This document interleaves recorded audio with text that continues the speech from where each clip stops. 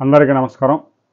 అమరావతి రాజధానిలో చేపడుతున్న పనులకు సంబంధించి అభివృద్ధి కార్యక్రమాలు ఎలా చేయాలనే విషయంలో మంత్రి నారాయణ బృందం గుజరాత్లో ఈరోజు రేపు పర్యటించడానికి వెళ్ళింది.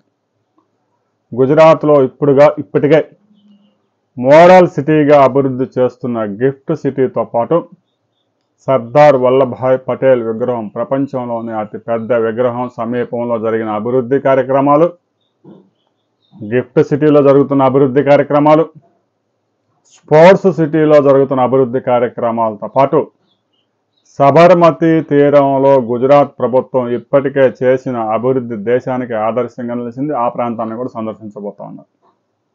వారు చేపట్టిన పనుల వివరాలను అక్కడ ఐఏఎస్ అధికారులను అడిగి తెలుసుకోబోతున్నారు. వారు సబర్మతి నదీ తీరంలో ఎలాగైతే డెవలప్మెంట్ చేశారో, కృష్ణా నదీ తీరంలో కూడా పొల్యూషన్కి తావు లేకుండా రాజధాని నుంచి వచ్చే మురికి నీరు ఏదైతే గృహాల నుంచి, ఆఫీసుల నుంచి, కార్యాలయాల నుంచి పెద్ద ఎత్తున మురుగునీరు వస్తుంది. ఆ మురుగునీరు నదిలో కలపకుండా శుద్ధి చేసి గార్డెన్స్కు వాడుకునేందుకు అధికారులు ప్రణాళిక సిద్ధం చేయబోతా ఉన్నారు. ఇందుకు రాజధానిలో జమయ్యే మురుగునీరు మొత్తం ఒక ప్రాంతానికి చేసి శుభ్రంగా శుద్ధి చేసి శాఖమూరులోని 380 ఎకరాల సెంట్రల్ పార్క్తో పాటు రాజధానిలో ఏదైతే గ్రీనరీ డెవలప్ చేయబోతా ఉన్నారో 70% భూమిలో ఆ ప్రాంతాల్లో ఈ శుద్ధి చేసిన నీటిని ఉపయోగించబోతా ఉన్నారు. ఇక రాబోయే కొద్ది రోజుల్లోనే అమరావతిలో అసెంబ్లీ నిర్మించేందుకు L&T రాష్ట్ర ప్రభుత్వంతో ఒప్పందం కూడా చేసుకుంది. టెండర్స్లో L1గా వచ్చింది. వారు పనులు ప్రారంభించేందుకు ఉన్నతాధికారులు వర్క్ ఆర్డర్ కూడా ఇచ్చారు. రాబోయే కొద్ది రోజుల్లోనూ ఆ రంగంలోకి దిగబోతున్నారు.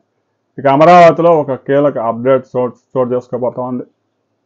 ఒక కారిడార్ రాబోతా ఉంది. దాదాపు 2 లక్షల ఉద్యోగాలు క్రియేట్ చేసేందుకు రాష్ట్ర ప్రభుత్వం సిద్ధమవుతా ఉంది. అమరావతి అంటే కేవలం అసెంబ్లీ, హైకోర్టు, విధాన మండలి ఇవే కాకుండా అమరావతిలో పెద్ద ఎత్తున జాబ్స్, ఎంప్లాయ్మెంట్ క్రియేట్ చేసేందుకు రాష్ట్ర ప్రభుత్వం ప్రణాళికలు సిద్ధం చేస్తుంది.